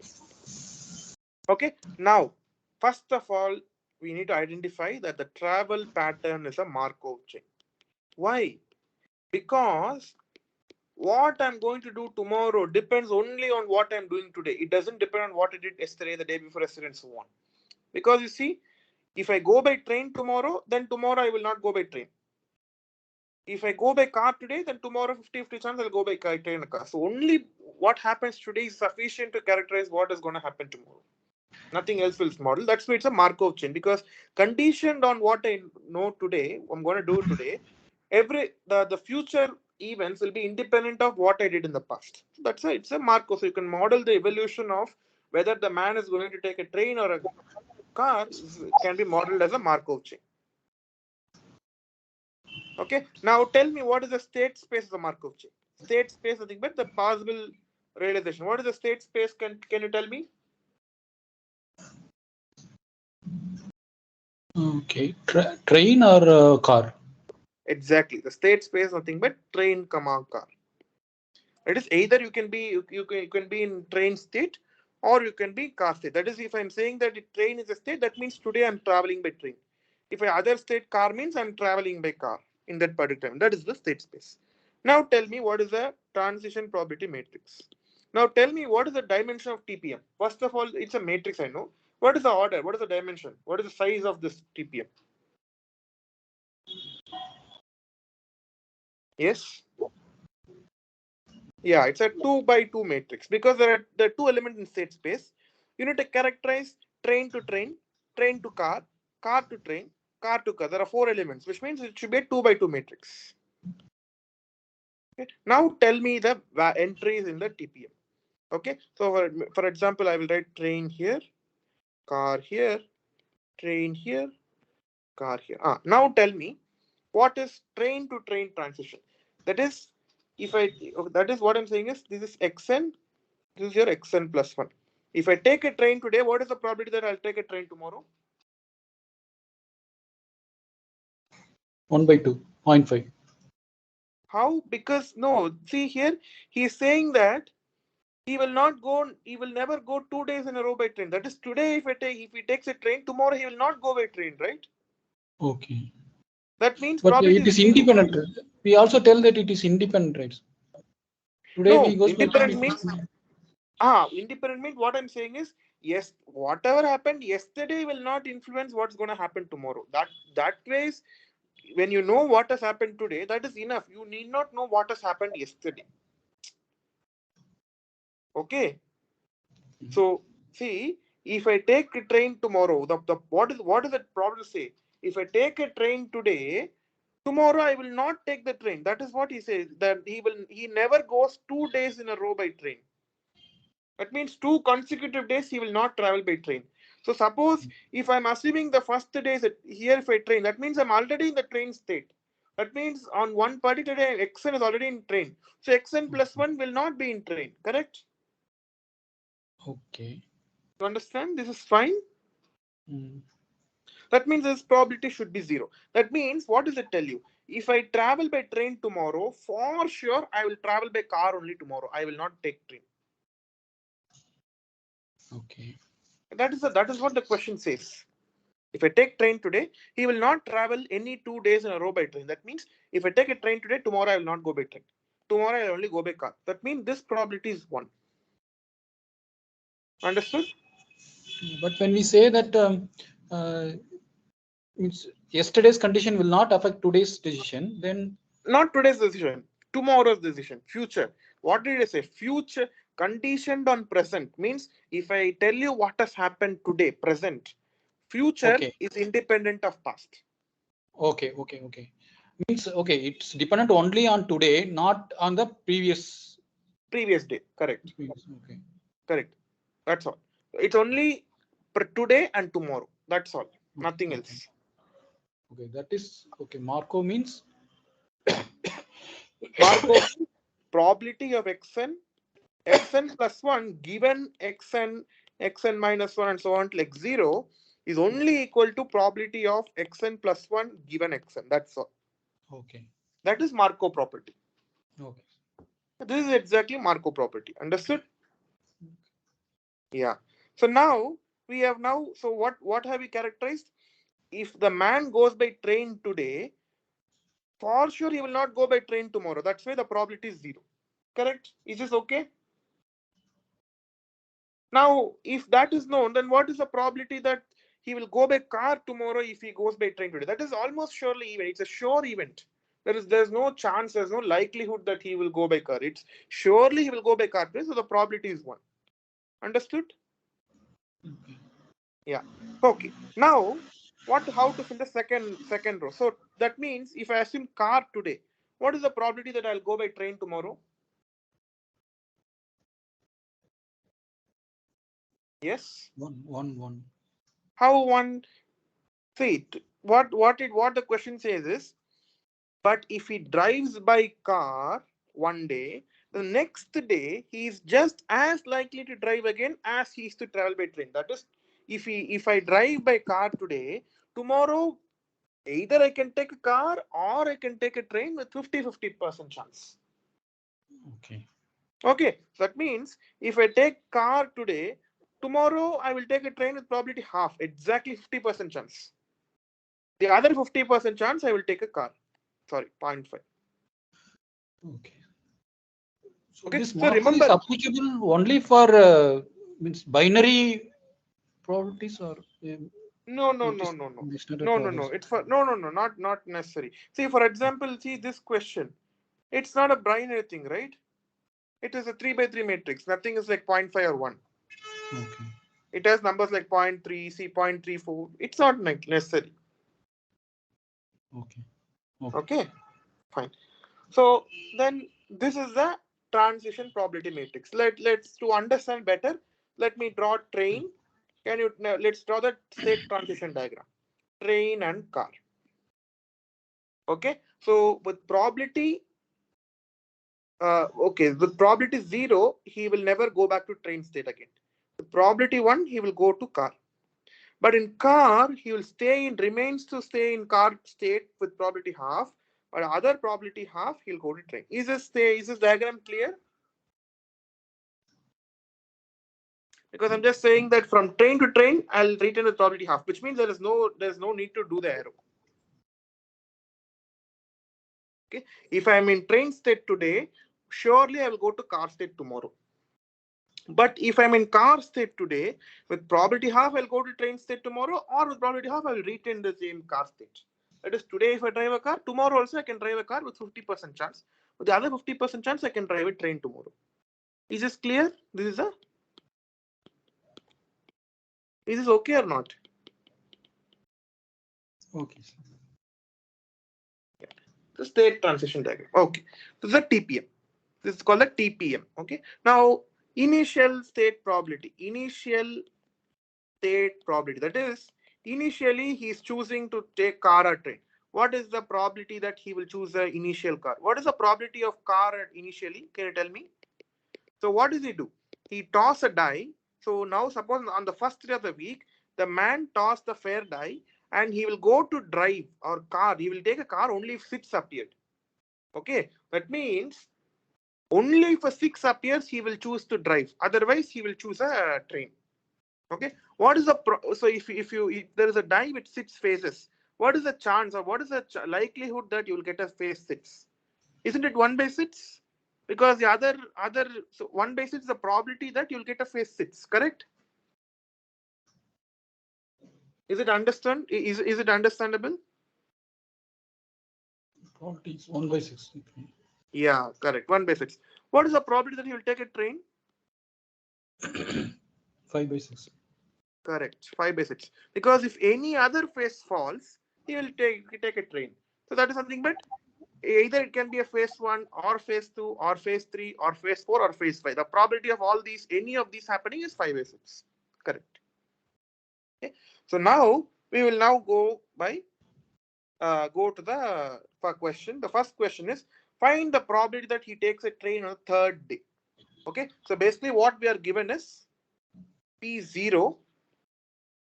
Okay. We are given of car equal to 1/6 and P0 of train equal to 5/6. And we know the TPM. Now tell me what should I do to find the probability that he will take a train on third day? What should I do first?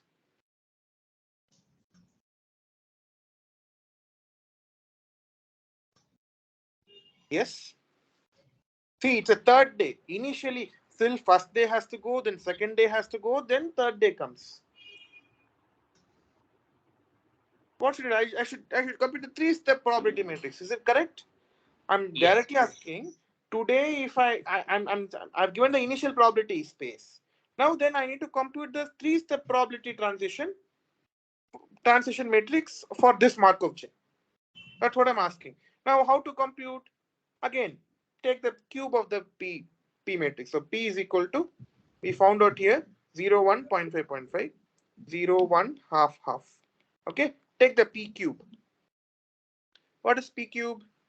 You can show that P cube is um, it's some number. I didn't compute it. Okay, P cube, let's say, okay, it's not very difficult. Half, 1, half, 0, 1, half, half, times 0, 1, half, half. Okay, so this is nothing but 0 plus 3/2, 0 plus half. Oh, sorry, this is just half. Then 0, half, 0, half, 0, 1/4, and half 1/2 plus 3/4 times 0, 1, half, half. Okay, this is nothing but 0 plus 1/4, half plus 3/4, 0 plus 3/8, and 1/4 plus 3/8 into 2 is 5/8. Okay, this is my PQ. It's a 3-step transition probability matrix given by this PQ. Now what am I asking? What is the probability that for x3 equal to, it takes a train? Okay, x3 equal to train. What is it?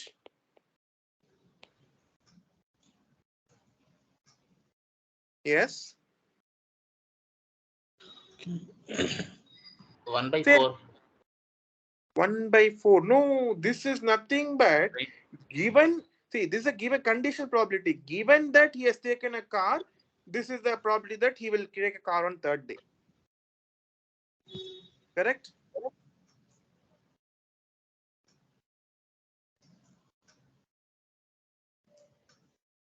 You understand what I'm saying? So what you need to say is, so this probability that x3 equal to train is nothing but probability that x3 equal to train given that x0 equal to car times probability that x0 equal to car plus probability that x0 equal to train given x0 equal to train into probability that x0 equal to train. Is it okay? Yes. This is nothing but a total of probability. Yeah. Okay. Now I know this. The first term I know because I found out a third 3-step probability. The second probability x0 equal to car is also known. That is what I wrote here. You see your your initial set probability. I wrote it here. So you know all the quantities.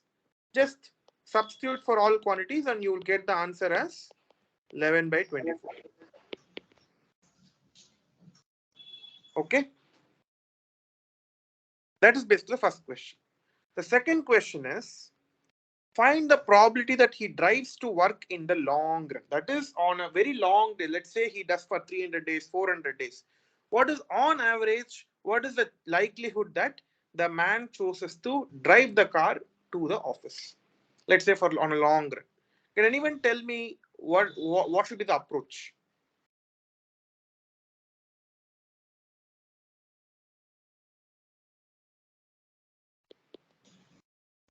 Yes. Yeah, correct. We need to find the stationary distribution of the Markov chain or the limiting distribution. Because limiting distribution says that the probability is invariant. In long time, the Markov chain will tend to limit stationary distribution of the states. Okay. Now, how to find the station distribution? Very simple. Just solve the equation pi p is equal to pi. Correct? That is where pi is equal to pi 1, pi 2 times the probability transition matrix is what? 0, 1, half, and half. That should be equal to pi 1 and pi 2. What is pi 1? That is the car probability. This is your train probability. That is a state equal to car state, the state equal to car probability. And this is nothing but the probability of the state equal to train. Okay. If you just write down the equation, this is nothing but half pi 2 equal to pi 1 and pi 1 plus half pi 2 equal to pi 2. Okay. So from here you get 2 pi 1 equal to pi 2. Put that in this equation. What do you get? Pi 1 plus 2 pi 1 by 2 equal to 2 pi 1, which is nothing but pi 1 equal to pi 1. But there is one condition. Can you tell me? I missed one condition. Can you tell me there's one more condition which pi 1 and pi 2 should satisfy? What is that? They are probabilities. They are probabilities. So pi 1 plus pi 2 equal to 1. That is another condition of the probabilities. Condition of the probability. Okay. So use these three equations and solve it. So basically, you can show that so 2 pi 1 equal to pi 2, right? That is the first equation. Implies that 2 pi 1 plus pi 1 equal to 1, or pi 1 equal to 1 by 3 and pi 2 equal to 2 by 3. Okay. But what are we interested in? We are interested in what is the chance that he drives the car. He drives the car in long run. Okay. So what is the answer? What is the answer?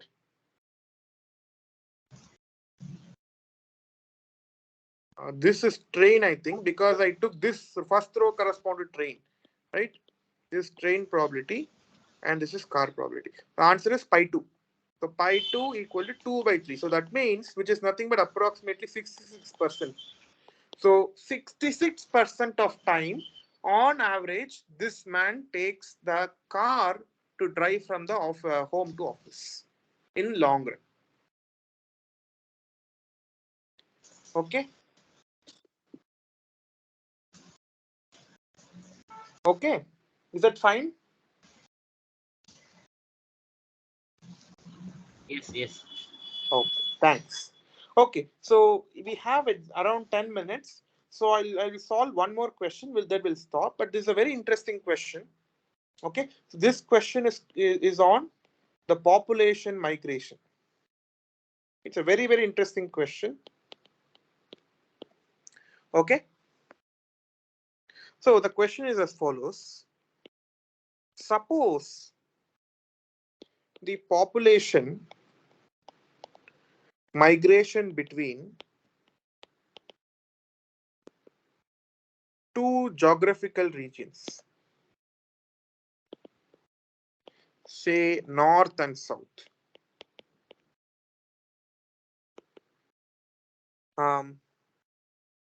is as follows. Okay, basically what you have is, let's say you have a country or you have a particular region that is divided into two regions, north and south, and you have some population in north and you have some population south, And every year some population from north goes to some goes south, and from south some population from south goes to north, and every year this keeps on continuing. Okay, that is what happens is as follows. Every year 50% of population in north migrates to south.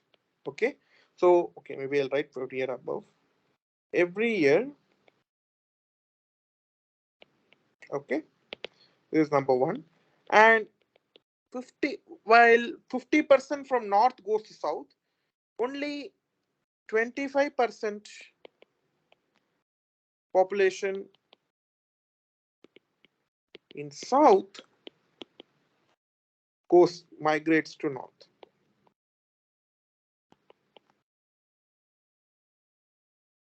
Okay, so basically I'm gonna, so can you tell me what are the, okay, this can be modeled as a Markov chain. That is, whatever population is going to be there tomorrow in the northern side and the southern side, or is only dependent on the population that is there in this year. It doesn't depend on what has happened in the previous year. That way it's a Markov chain. Okay, now can anyone tell me what will be the state space of the Markov chain? What are the two states of the Markov chain?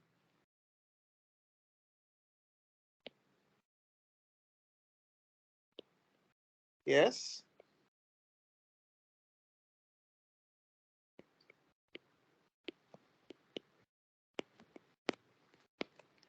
Yes, what are the states of the Markov chain?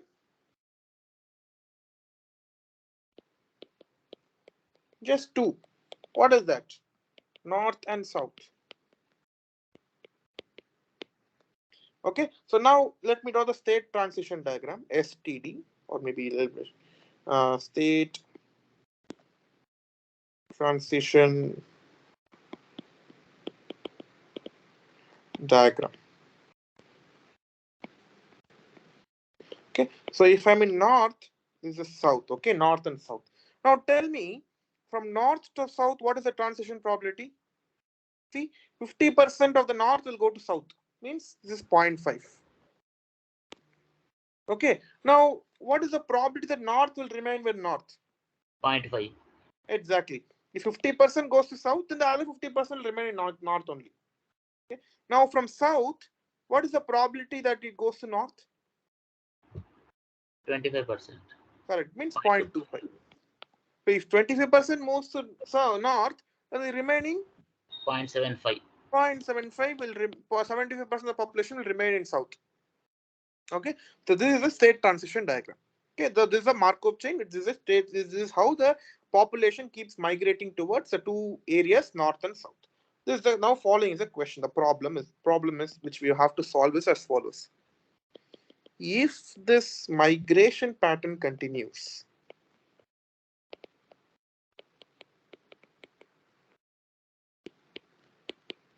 okay,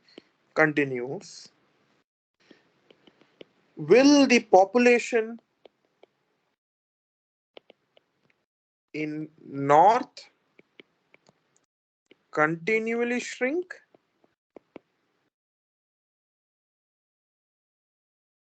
until entire population goes to south?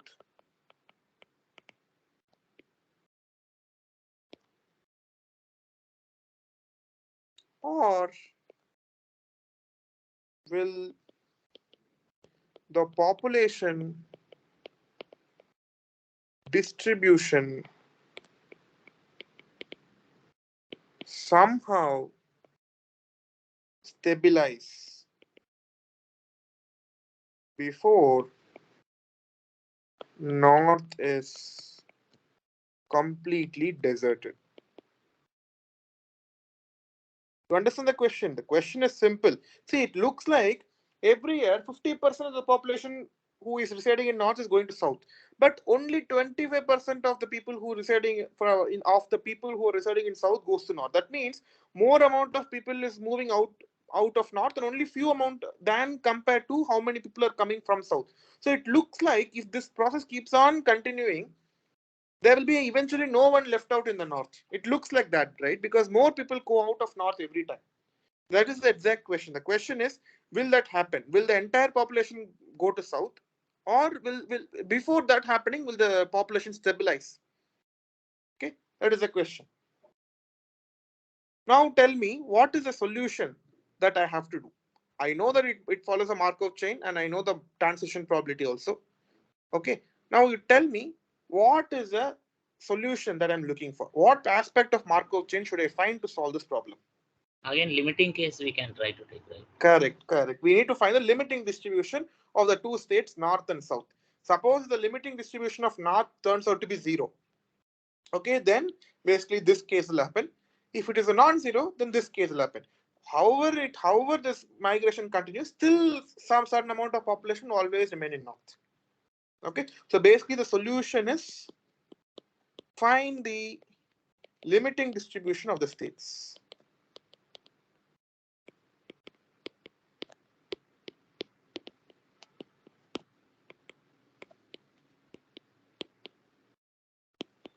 Okay, so let's write a quick solution. It's already 7:59. Just give me 5 more minutes. We'll finish this question.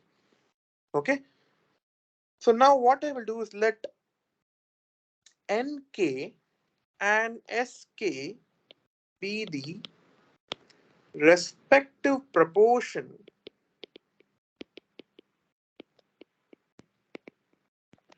of the total population living in N means north and S means south at the end of year K. Okay, that is at the end of the year K, NK fraction of the total population is living in is going to be the population in north, and SK fraction of the people, total number of people will be living in the southern region at the end of year K. NK and SK are the respective proportion of total population living in north and south at the end of year K.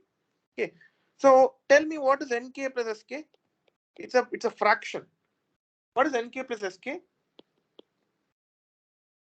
Equal to 1, right? Because if let's say 60% live in north and south, the rest 40% have to live in south. So sum of NK and SK should be equal to 1. That's by definition of how we are defining NK and SK. Okay. Therefore, now tell me, what is NK plus 1? That is, what is the fraction of people living in north at the end of next year? Yes.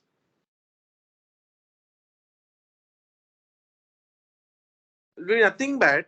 50% will contribute from NK. The other 25% will contribute from SK. You see here? So 50% will come from its own population. The other 25% will come from southern population. Is it okay? Is this first equation clear? Yes. Is it clear? Yes. Yeah. So similarly, tell me, what is SK plus 1? This is 0.5 NK plus 0.75 SK. Correct. 0.5 NK plus 0.75 SK. Okay, now this I can write it as NK plus 1 SK plus 1 equal to 0.5, 0.5, 0.25 and 0.75 times your sorry, there is a small thing. I should have written the other way. NK SK times your 0.5, 0.5, 0.25 and 0.75. You see, you just multiply these equations, you'll get back. See, NK plus nothing but NK times 0.5 plus SK times 0.25, which is your first equation. SK plus nothing but SK times 0.5, sorry, NK times 0.5 plus SK times 0.75, which is your second equation. So this first and two can be compactly represented by this particular equation. Okay, this can be written as PK, okay, PK plus 1. It's a row vector, so I'm writing transpose equal to PK transpose times your T, which is like your transition probability matrix, TPM. Okay, so what should I find? I need to find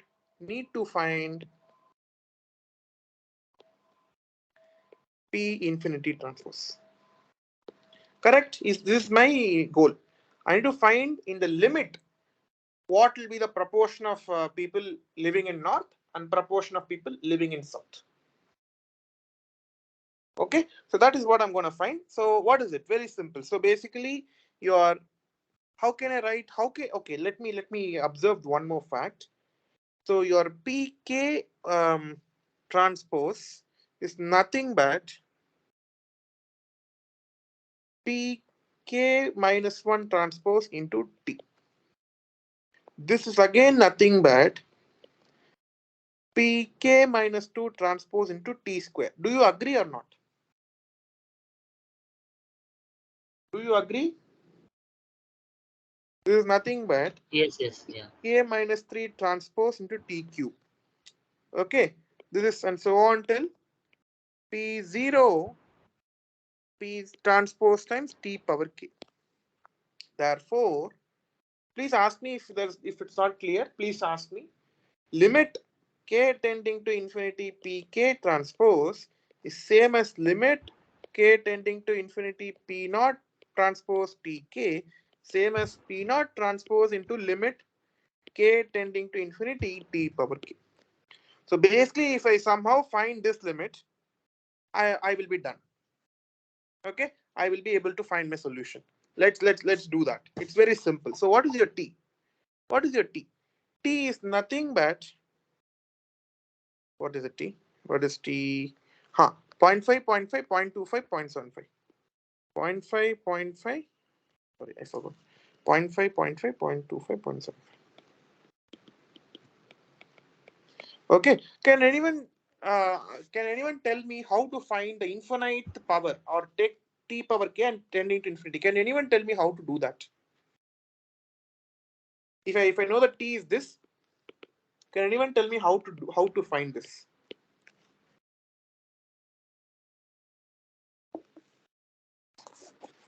Yes. Okay, so let me tell you. Okay, this any matrix T. Okay, if you see this matrix T, what you can do is you can use eigenvalue decomposition in order to solve this problem. Okay, so you can write this T as something like the basically if you need to do let's do the eigenvalue decomposition. Okay, eigen EVD of T will give you what? T equal to P times lambda into P inverse. This is your eigenvalue decomposition of the matrix T. What is T square? T into T.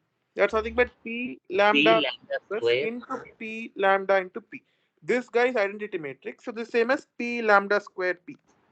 Similarly, you can show that T cube is equal to P lambda cube P.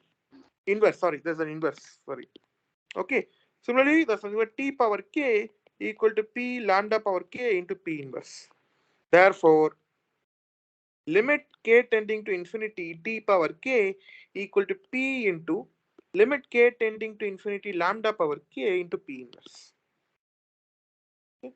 This is via eigenvalue decomposition. Okay, now you can do the eigenvalue decomposition at your own leisure, but I will directly give you the result for the matrices P lambda and P and lambda. You can show that your can show that the matrix P, which is a set of all eigenvectors, P is equal to 1, 1 and minus 2 and 1.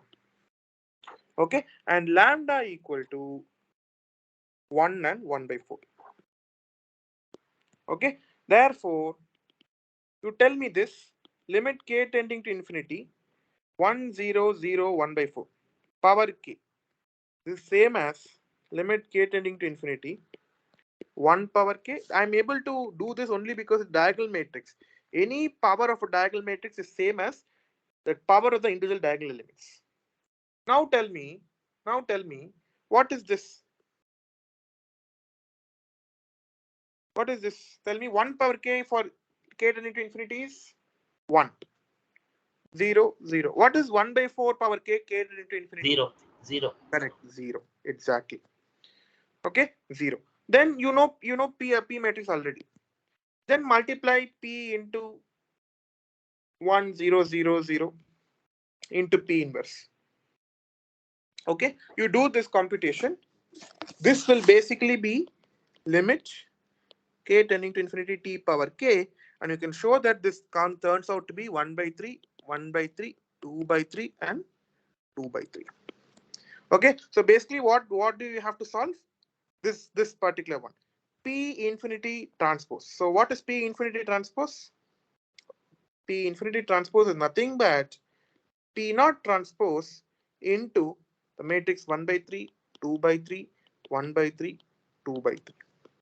Okay, this is nothing but n infinity s infinity equal to n naught s naught times 1 by 3, 2 by 3, 1 by 3, 2 by 3. This is nothing but, can you solve this? Nothing but n naught by 3 plus s naught by 3. This is n naught by 3 plus s naught by 3 times 2. Now can anyone tell me what is this now? N naught plus s naught is nothing but 1, right? So there's nothing but 1 by 3 and 2 by 3. That means, what does it mean? The proportion of people living in north is 1 by 3 and proportion of people living in south is 2 by 3. Therefore, in long run, 66% of population will be in south and 33% will be in north. Okay, so it doesn't mean that north will completely get deserted. But of course, intuitively, this solution tells that more people will live in south because more are getting migrated to south from north. Because you see, 50% are getting migrated from north to south. Only 25% comes to north from south. So more people, after so many years, will be in south. But doesn't mean that north will completely get deserted. Okay, so and one question, maybe with that question I'll ask you, with that I'll stop. Can anyone now tell me on what factor does it depend on? How many years does it take in order to achieve this population proportion? On what factor? We are in this solution, it's hidden. The solution that we wrote, there's the factor that is hidden behind that tells you the rate of convergence of the number to 66 and 33%.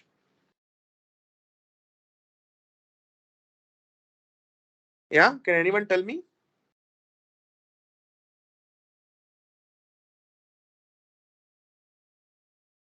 Would anyone want to try? On what factor does it depend in order to say how many years does it require to take to reach 66% and 33%? It essentially depends on this limiting factor. You see, on the limiting factor, see the limit I'm taking. It depends on how fast the limit of t power k attains the value 1 by 3, 2, 1 by 3, 2 by 3, 1 by 3, 2 by 3. So on how fast does it attain? It really depends. This is the key factor, 1 by 4 power k. The rate at which 1 by 4 power k goes to 0.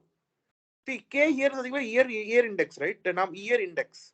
The rate at which the number 1 by 4 goes to 0 as a function of 1 by 4 power k decides the number of years it will take to converge to the situation where 66% will reside in south and the 33% of total population will reside in north. So rate of convergence and rate of convergence depends on the eigenvalue of the transition probability matrix. Okay, it's not just eigenvalue, it's subdominant eigenvalue, because the dominant eigenvalue is 1. That doesn't affect anything. 1 power k is 1 only for any k. It's 1 by 4 power k that matters. Okay, so if it's 1 by 4 power k, then that will have a certain convergence rate. If it, let's say, instead of 1 by 4 it were, let's say, 1 by 16, that will converge even faster. Okay, in fact, you can show that. Suppose, you can do it as an exercise at your leisure. Suppose if I make this 25% as, let's say, 10% and make this as 0.9, you can show that this eigenvalue will become even smaller than 1 by 4. then that means that smaller number power k will go to 0 at a much faster rate. Okay, so you can try these different experiments and you can see for yourself. So maybe it's already I have overshot today's time, so let's stop here. So are there any questions?